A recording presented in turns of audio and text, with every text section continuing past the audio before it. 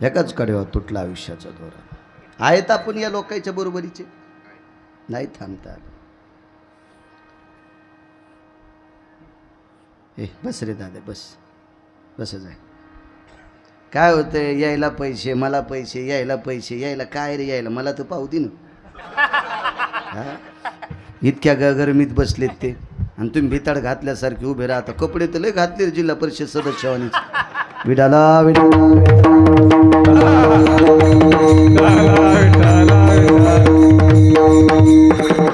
संप्रदायाचं काम करते ते. पक्वादे बी येत वाटते. छान छान छान. बरं, मी लावू देत असतो कॅमेरे. आमची लोक लावू देईनच, बरेच लावू द्या. लोक आहेत, परमार्थाचा प्रचार होतोय. आपल्या नदीत या हौदात पाणी येतो, रुपये उद्या त्या दिवशी आटला, त्या दिवशी निघला बाळ्या कापूस याचा, कशाला ताण घ्यायचा. विडाला विडाला विडाला.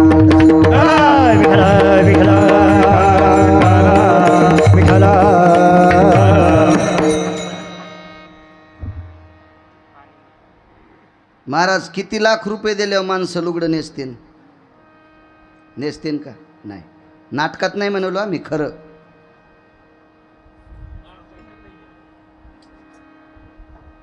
इथं बसलेल्या कोण्याही माणसाला 25 लाख रुपये जरी दिले उत्तम बापू, तर लुगडं नेसून महिनाभर तालुक्यात फिरणार नाही. कोण फिरत नाही? माणूस माणूस माणूस. बरं, आपल्याला किती दिवस जगवायचं आणि कोण्या दिवशी मळ्यात नेऊन फुकायचं? कोणाच्या हातात ते नेलेस त्याच्या? ते 27 दिवस लुगडं नेसलं. कोण? जगाचा पाप, विश्वाचा पाप 27 दिवस लुगडं नेसला. कोणासाठी? ज्या व्यक्तीचा अभंग घेतलाय त्या व्यक्तीच्या बायकोची सेवा करण्यासाठी. तिचं नाव सोयराबाई. तुटला आयुष्याचा दोरा. बरं, 27 दिवस लुगडं नेसल्याच्या नंतर जी सेवा केली, ती सेवा किती घाणेरडी होती लक्षात ठेवा. बाई प्रसूत झालती. प्रसूत हा शब्द 2-4% लोकायला कळणार नाही. डिलिव्हरी झालती तिची, हे सगळ्याला कळतं. कारण आपल्याकडं काय, धर्माच्या बाबतीत नुसतं माईकवर बोंबलल्या जाते, आणि आपले मुद्द्यातले शब्द आहेत का हे सगळे फुकून दिले आणि शेकत बसले. आपलं जतन ज्या वेळेला करू का त्यावेळेला धर्म उंच जात असतो. चला, प्रसूत झाल्या, बाळंतीण झाल्याच्या नंतर किती घाण असती फक्त बायकांनाच विचारा. मलाही माहिती, मी काय बाई नाही. मला वाचायचा नाद आहे. खेड्यात जन्म झालता. गावाच्या कडेला एक लहानशी करपरा नावाची नदी आहे. त्या नदीवर बायका धुणं धुण्यासाठी जायच्या. मुलीचं बाळंत पण आई करत असते. तुटला आयुष्याचा दोरा सांगतोय, आई करत असते. आई या अविनाश भाऊ या. हे शेवटच्या मंगलाष्टकाली येणारे लोक सगळ्याचा पचका करून टाकतात. विठाला विठाला विठाला.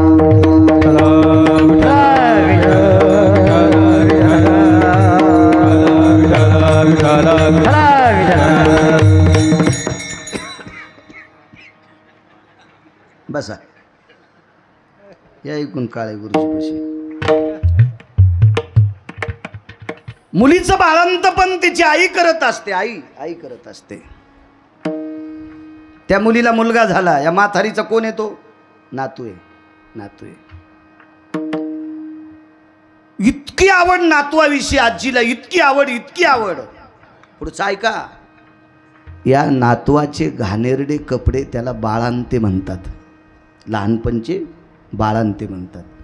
यानं घाण केलेले कपडे त्याची सख्खी आजी ज्या दगडावर धुती का, त्या दगडावर त्याची आजी तिचं लुगडं धुत नाही.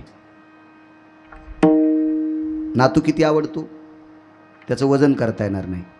पण नातवानं घाण केलेले कपडे ज्या दगडावर धुतलेत त्या दगडावर त्याची सख्खी आजी स्वतःचं लुगडं धुत नाही. का? कारण बाळांते घाण असतात. महाराज, काय जगाचा मालक पवित्र असेल त्याने या हातानं ते बाळांते धुतलेत. हो, या हातानं बाळांते धुतलेत.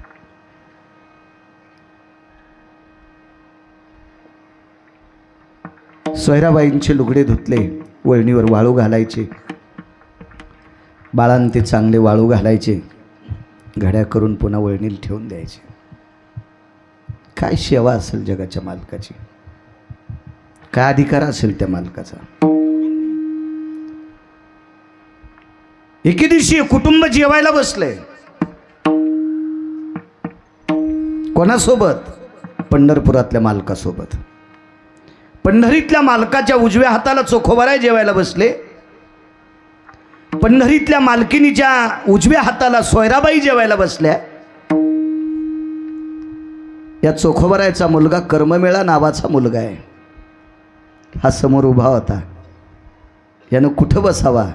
देवाच्या लक्षात आलं, लक्ष्मी याला बोलून घेईल. रुक्मिणी आईसाहेब भगवंतांना आवाज दिला, कर्ममेळा इकडे ये बाळा. कर्ममेळा मांडीवरी. मांडीवरी. महाराज आपण पाहतो प्रचलित, आई काम करत असताना लेकराला कधी कधी कडेवर घेते, कधी स्वयंपाक करताना मांडीवर घेते, पण फार वेळ नाही घेऊ शकत महाराज. ती सुद्धा म्हणती, मेल्या किती त्रास द्यायला रे, झोपणं रे, किती त्रास देतोस रे, किती त्रास देतोस रे, किती त्रास. महाराज पूर्ण जेवण होईपर्यंत जगाच्या मालकानं कर्ममेळाला मांडीवून उतरलं नाही. हा चोखोबारायचा मुलगा होता. कर्ममेळा चोखोबारायचा मुलगा. किती अधिकार या कर्ममेळ्याचा? तुम्ही आम्ही भजन कधी करायचं शिकलो? आपल्याला कोणीतरी सांगितलं, कोणाचं तरी ऐकलं. कर्ममेळा नावाचा श्रीमंत श्री चोखोबारायचा मंगळवेड्याच्या मालकांचा मुलगा झाल्या झाल्याच भजन करीत होता. उपजताची कर्ममेळा वाचे विठ्ठल सावळा. झाल्या झाल्या भजन, जिभेचा शेंडा भजन करायचा. काय अधिकार महाराज मुलाचा? किती अधिकार चोखोबारायचा? मृत्यू लोकात एखादी वस्तू खराब झाली असती तर नीट करायला कोणी केली असती? कोणी केली असती महाराज? स्वर्गातली वस्तू खराब झाल्यावर नीट करायला इतकी सोपी ताकद आहे का? पहिली गोष्ट जाताच येत नाही, तिथं मरताच येत नाही. तर तिथली दुरुस्ती करणे कोणाच्या हातात आहे? तो स्वर्गातलं अमृत खराब झालं, नाना प्रयत्न केले तिथल्या राजानं. मखायाम शुद्धोयम घृतायति सर्वानां यस्वस्ति श्रियं भूदेवायां तर्पणोति क्रियंजना. स्वस्ती श्रियेचे लोक होते. स्वस्ती श्रियेचे लोक कोणाला म्हणायचं?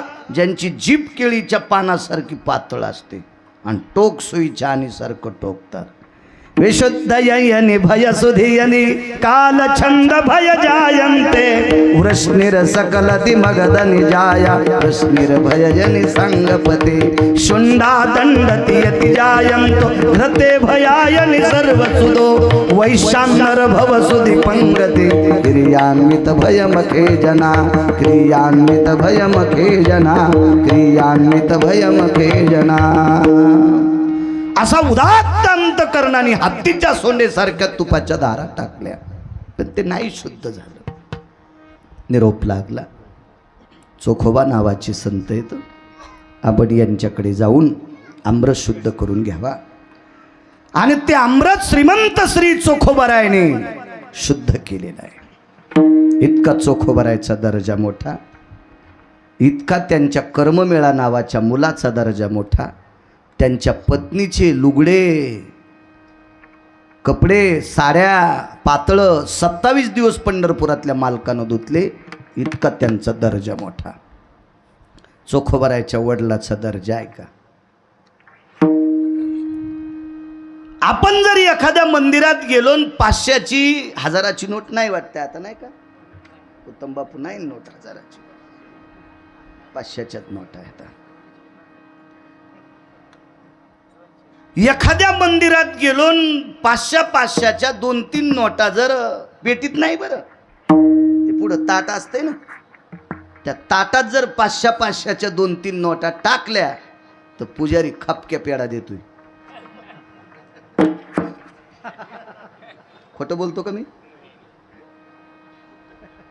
त्याच्याकडे ते झाकलेले पेढे असतात, ते मोठा पेढा देते. माणसं काय म्हणते? देवाच्या पायापासला पेढा भेटला बापा, देवाच्या पायापासला पेढा भेटला बापा. काय तू पेढा खाऊन तर धाब्यावर जेवायला गेलता ना? तुझ्या पोटात नाही इचू व्हायचे का त्या पेड्याची, इचू व्हायचे मधातून तोडायचे तुला सोमळ्या हराम खोरा. विठाला विठाला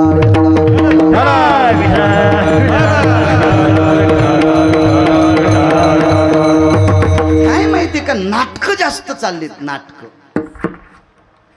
आणि नाटकं धर्माला दाबीत असतात. ही नाटकं आध्यात्मिक शक्तीला तोंडवर येऊ देत नाहीत. अध्यात्म कमी नाही होणार, फक्त थोडीशी ग्लानी येत असते. कपडा मळाल्यावर कसे त्याला डाग पडतात, तसे धर्माला थोडी डाग पडत असतात. चला देवाच्या जवळ, देवाच्या आम्ही एकदा दर्शनाला गेलो, पांडुरंगाच्या मालकाचं दर्शन घेतलं. त्या व्यक्तीच्या लक्षात आलं बाळू महाराज दिसते. भगवंताच्या गळ्यातली मंजुळाची तुळशीची माळ होती, मंजुळाची पुष्प मंजुळाची. देवाच्या गळ्यात आता काय कमी पुष्प मंजुळाच्या माळा टाकतात, एक काढीन गळ्यात टाकली. इतका आनंद वाटला. भगवान पांडुरंगाच्या गळ्यातली तुळशीच्या मंजुळाची माळ आपल्या गळ्यात आली. फेकून दिलीच नाही. 1.5 महिना माळ खात होतो घरी गेल्यावर, 1.5 महिना. हो, सकाळी स्नान झालं, मारुतीरायाचं दर्शन घेतलं, ती वळणीवर टाकून वाळू घातली ती माळ, आणि त्याच्यातली एवढ्या एवढ्या मंजुळा तोडायच्या आणि खाऊन टाकायच्या. 1.5 महिना खाल्ली माळ. गळ्यातली मंजुळाची माळ काल परवाच्या पुजाऱ्यानं दिल्याच्या नंतर इतका गिरगाव करायला आनंद.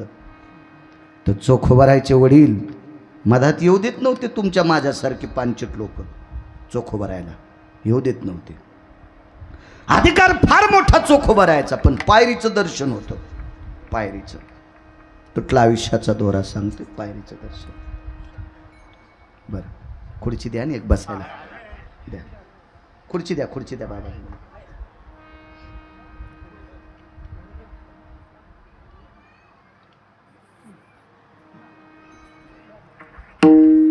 विठला विठला विठला विठला विठला विठला विठला विठला विठला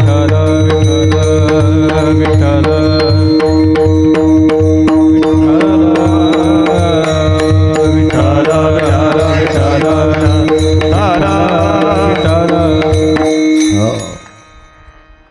पायरीचं दर्शन चोखोबा रानोबांना. रानोबा नाव होतं चोखोबारायांच्या वडिलांचं, रानोबा. एक दिवस दर्शना करता गेले. मधला विषय सांगत नाही, टोकाला येतोय. तुटला आयुष्याचा दोरा सांगतोय, ज्यांचा अभंग आहे त्यांचं चरित्र सांगतोय. विटेवरच्या मालकाला प्रसादात आंबे आले. त्याच्यातला एक आंबा घेतला विटेवरच्या मालकाने. पुजाऱ्यानं आंबे धुवून ठेवले असतील. विटेवरच्या मालकाने स्वतः आंबा माचला, त्याच्यावरचं ते काळं तोंड काढून टाकलं, आणि तो आंबा विश्वाचा मालक चोखत होते. शब्द बरोबर आहे ना? आंबा चोखत होते. तर बॉस सगळा चोखायला पाहिजे का नाही? नाही, अर्धा चोखला. अर्धा वालेकर चोखला, अर्धा. आणि अर्धा चोखलेला आंबा तसाच पितांबराच्या ओसंग्यात ठेवला. आणि रानोबा नावाचे वारकरी पहाटेच्या प्रहरी ज्या वेळेला दर्शनाला येतात, त्यावेळेला विटेवरचे मालक विटेवरनं खाली उतरले, पूर्ण महाद्वार ओलांडलं, आणि पायरीपाशी येऊन रानोबाच्या हातात तो आंबा देऊन टाकला. त्या आंब्याला ब्रह्मांडाच्या मालकाची जीभ लागलेली होती. त्या आंब्याला ब्रह्मांडाच्या मालकाचे ओठ लागलेले होते. त्या आंब्याला विश्वाच्या मालकाचे दात लागलेले होते. देवाच्या पायापुसला जर प्रसाद दिला ना अविनाश बुवा, किती माणूस प्रसन्न होतो. देवाच्या गळ्यातली माळ जर आपल्या गळ्यात टाकली फुलाची तर किती प्रसन्न होतो. महाराज, देवाचं चिंतन करणारी ही मोठी लोक आल्याच्या नंतर माणूस किती प्रसन्न होतंय. ही भगव्या वस्त्रातली लोक आल्याच्या नंतर माणूस किती प्रसन्न होतो. तर महाराज, रानोबा नावाच्या वारकऱ्याला देवानं चोखलेला अर्धा आंबा दिला. त्यावेळेला रानोबाचा आनंद कुठं नाचत असेल. असेल का विश्वाच्या पोकळीत जागा आनंद ठेवण्याची. चंद्रभागेच्या कडीला जोडा काढून ठुलता, बूट काढून ठुलता. कसला बूट चांगला आलाय, परिस्थिती नाजूक होती. ब्रह्मांडाच्या मालकानं सांगितलं, रानोबा हे प्रसाद आहे तुला, प्रसाद. अरे आंबा खाता खाता तुझं ध्यान झालं रे, म्हणून अर्धा तुझ्यासाठी ठेवलाय. खाता खाता ध्यान झालं, अर्धा तुझ्यासाठी ठेवलाय. तो आंबा हातात घेतला, हृदयाशी लावला, चंद्रभागेला प्रणाम केला आणि देवानं दिलेला प्रसाद घेऊन पायात जोडा घालायचा नाही म्हणून तसेच मंगळवेढ्याला पळत राहिले. तसेच मंगळवेढ्याकडे गेले आणि मंगळवेढ्यात पोचल्याच्या नंतर आवाज दिला, लक्ष्मी, ए लक्ष्मी. आतून काय गोड आवाज आला, जी मालक. मालक आवाज आला, मालक. जी धनी, धनी, जी जी जी धनी. इथं बसलेली एकही बाई नवऱ्याला धनी म्हणत नाही, आणि म्हणत असेल तर तिने हात वर करा, तिच्या चपलाचं मंदिर बांधतो मी. लाज वाटती का? जिबीला वेल्डिंग झाली, डाग पडे जिबीला. नवऱ्याला धनी म्हणायचं नाही आणि महाराजाच्या पाया पडायचं. जी बाई नवऱ्याच्या पाया पडती तिला भारतातल्या कोण्यात महाराजाच्या पाया पडायची गरज नाही. आणि जी बाई नवऱ्याच्या पाया पडत नाही ती जर महाराजाच्या पडत असेल तर तिच्या पापानं महाराज कपड्या सगळं जळून जाईल.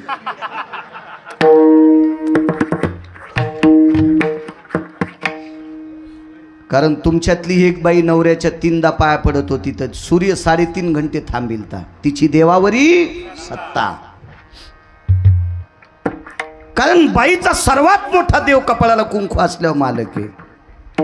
धन्य भाग्याची आयव, धन्य भाग्याची आयव, धन्य भाग्याची आयव, धन्य भाग्याची आयव. तिचा पती तिचा देव, तिचा पती तिचा देव, तिचा पती तिचा देव, तिचा पती तिचा देव. धन्य भाग्याची आहे व तिचा पती तिचा देव. लक्ष्मी, जी धनी.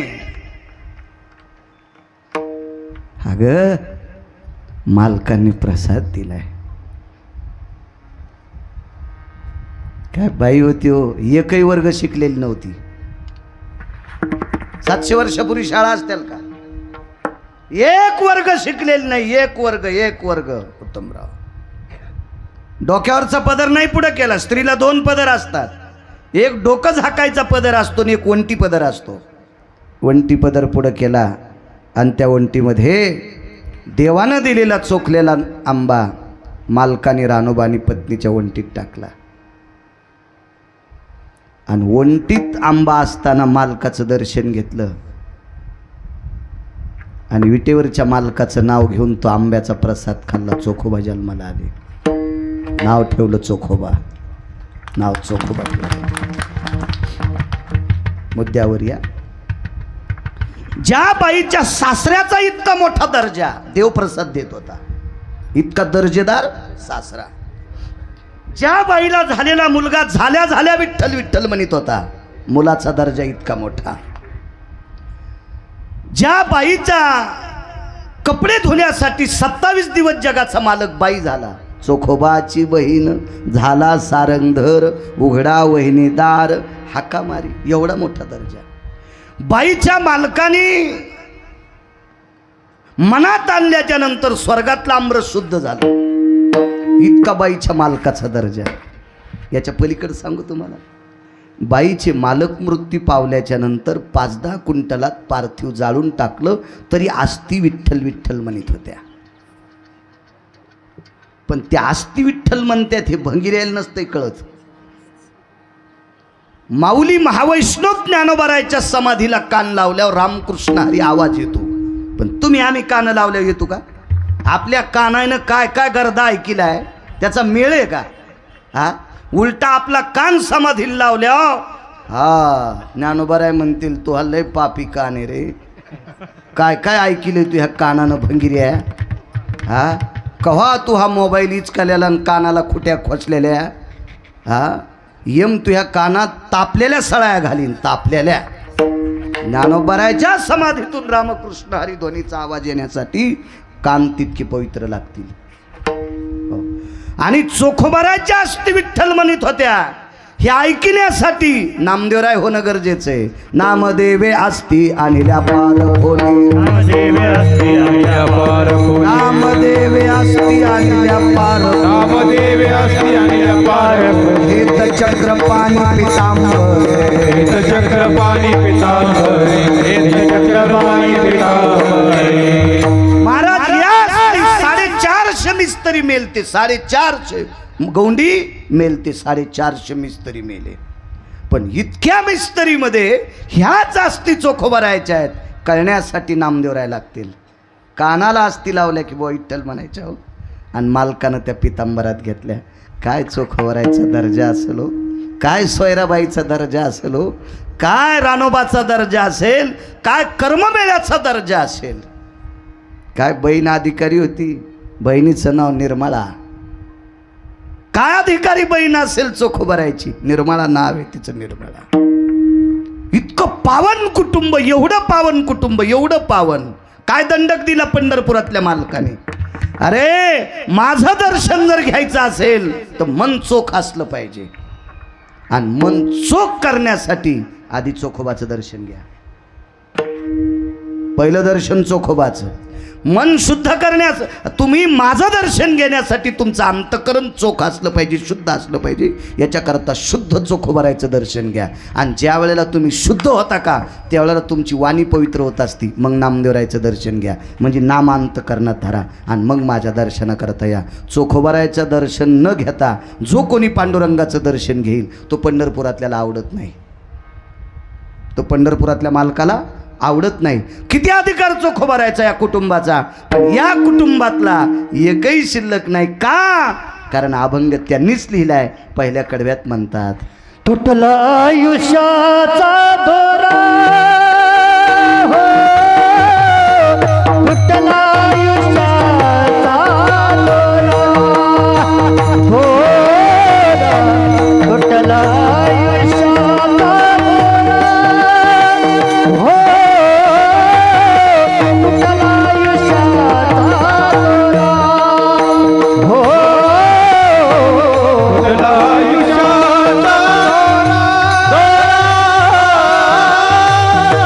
तुटला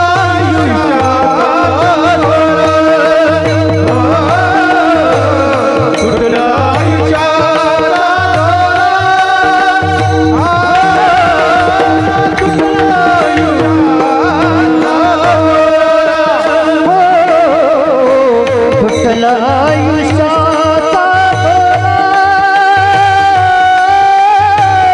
तुटला तुटला आयुष्याचा दोरा, तुटला आयुष्याचा दोरा, तुटला आयुष्याचा दोरा, तुटला आयुष्याचा दोरा. तुटला आयुष्याचा